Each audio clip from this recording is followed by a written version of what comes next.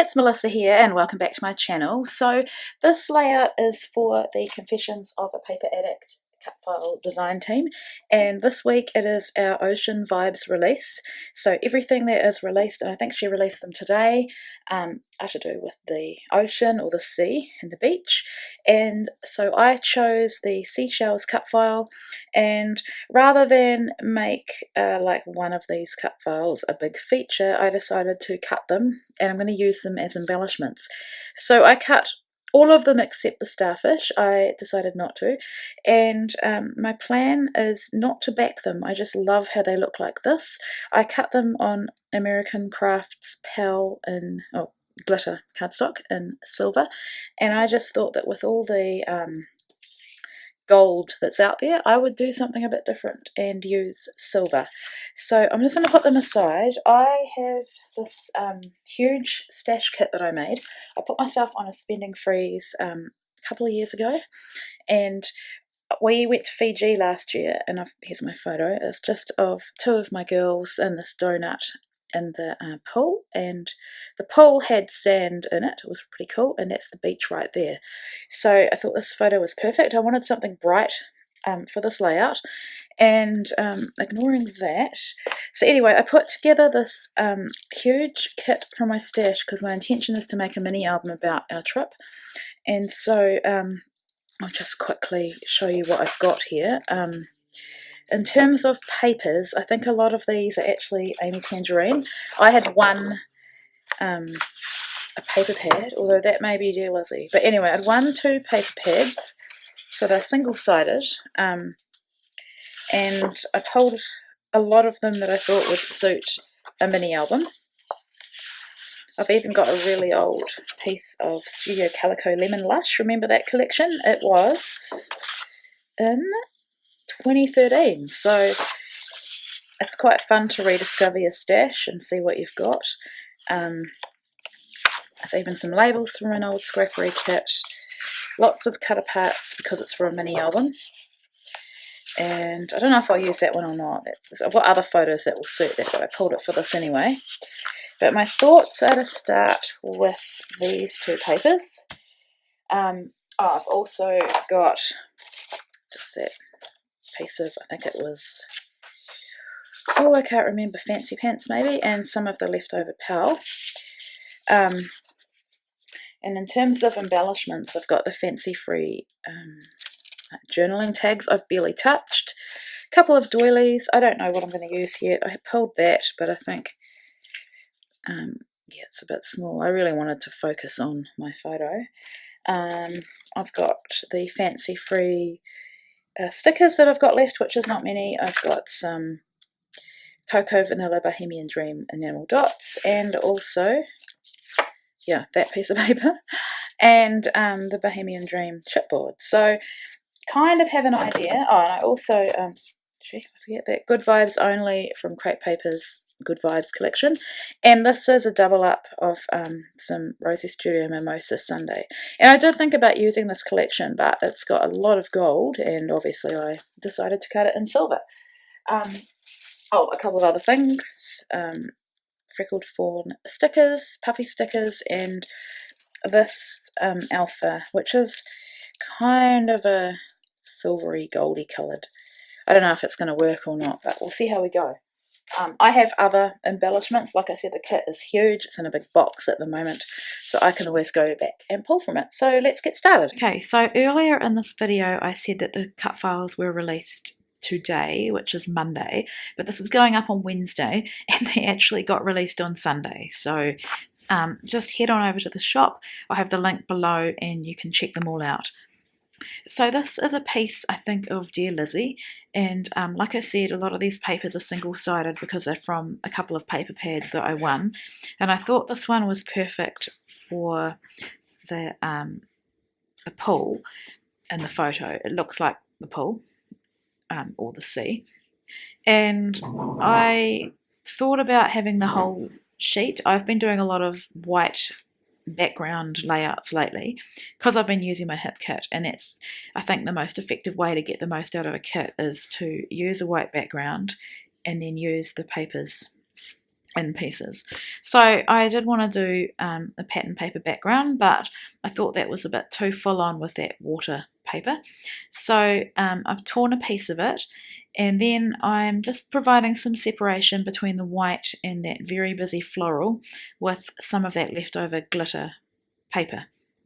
So now I'm going to map my photo with that floral. I had said I wasn't going to use it, and what I really meant was that I wasn't going to fussy cut it. And so I'm loving how that's looking. It's just a little peak of colour, and I think it goes really well with that pink donut in the photo. I have put a filter over that photo. I can't remember what it's called. It's in Pick Tap Go. I put like 3 colour enhancing and brightening filters, and then I think it's called Sweet or Candy or something like that, but it's not, I didn't put it on in a major way. I just put it quite subtly just to lift out the bright colours of my photo. So I've adhered that water-like paper, and now I'm doing the packaging technique with my watercolours, and I'm just wanting to break up the white starkness of that background, and I think this is the best way to do it. So I wanted to go for a colour that wasn't blue. It would have been very easy to go blue and green just because of the colour of the paper and the colour of the water, but I decided to do yellow just for a bit of difference. And then I thought, while we're at it, let's add some blue at the top. Now you didn't see me adhere that paper at the top because I did it off screen, which was a bit of a mistake, but all I did was tear along the edge and just adhere it to the top. So just drying off that paint so I can move quickly. These are, I think, the journaling spots from Paige Evans' Take Me Away collection.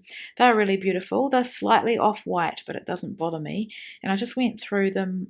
I wasn't really looking for a journaling spot, even though they are called that, but this one I thought worked really well for that area I had prepared at the top with the blue paint. And of course you can hardly see any of the paint once I place that little banner there. So now I am wanting to glue down these shells, and like I said, I think I said it in my beginning bit of my video that I decided not to back them in pattern paper. I wanted to do something a bit different because for me it's very easy to just follow the same recipe each time, which would be to back my cut files, but I wanted to use them as an embellishment along that separation between the torn edge of the pattern paper and that cardstock background. But before I do that, I have put my photo up on some foam, and the reason for that was because then I could tuck things underneath, and I always want my photo to be the central focus of my layout. I'm trying some new glue. It's from Warehouse Stationery, and where is it? No, it's from Spotlight. I've never seen it before. It's got quite a narrow tip that you have to press down to get the liquid to come out. It's also got a brush inside so you can choose what you use. It wasn't that great with this Powell paper, and I don't know if it's because I'm layering them, and so in some instances I am trying to glue on top of glitter, or whether it's just, I don't know, it must be the Powell paper, because it has worked really well on some of my other layouts that I've made, and I really wanted to get a fine point glue pen or bottle so I could glue these tiny cuts. And a lot of Virginia's cut files are quite thin, which I think is really beautiful when it comes to backing your cut files. Some of hers also have a thin border around the edge, and I was really struggling with well, you know, if you've watched my videos, you've seen my ongoing battles with liquid adhesive, but I must say that this one on cardstock, this little glue bottle, works really, really well with these gorgeous cut files. So here I'm layering them over my photo as well, just for a bit of interest. I haven't put glue on every single part of the cut file. I did want them to kind of sit up a bit, or stick up a bit, like you can see now.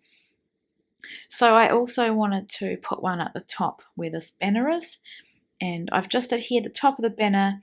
I'm going to write my journaling, and then my intention is to put a pop dot underneath, but I knew that if I put a pop dot under it now, it would probably make it a bit harder for me to do my journaling. So these silver puffy hearts and crosses, they're from Freckled Fawn, and they were a gift in the scrappery kit from a couple of months ago. And again, I have a bit of trouble with sticking them down, particularly that one on the left. And I don't know if I've cut it out of my video, but I have to go back to my liquid glass to adhere that, and I just think once again it's because it's on glitter paper. So that So Happy circular journaling spot I thought was perfect just for the top of my photo. I've trimmed it in half because I don't want to waste it, and I'll use the other piece with lines on something else. Now that puffy sticker, I think it's enamel puffy sticker, it says yay, it also wouldn't stick on the glitter paper, so it'll move later on.